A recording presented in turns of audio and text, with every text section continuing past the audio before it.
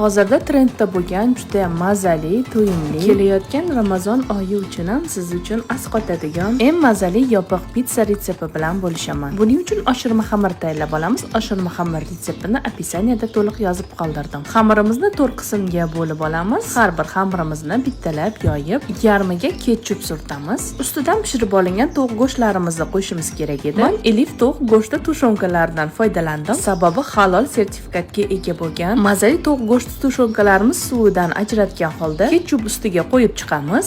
Ustidan xohishga ko'ra pomidor taxlab, yaxshi eriydigan sirlarimizni ko'pgina qilib sepamiz. So'ngra ustini yopib, chetlarini mahkamlab tugib chiqamiz. Tuxum sarig'iga ozgina sut qo'shib ustiga surtib, yana ham mazali bo'lish uchun birozgina sir va oq kunjut sepamiz. Qizib turgan gaz duxovkamizda 200 gradusda qizartirib pishirib olamiz. Shunaqa dom boqqana bo'lib mazali pitsalarimiz tayyor bo'ladi. Bo'laklarga bo'lib bemalol dasturxonga tortishingiz mumkin. Yeyishga juda ham qulay. Buni sochniligini qarang. Oling siz ham yeb ko'ring.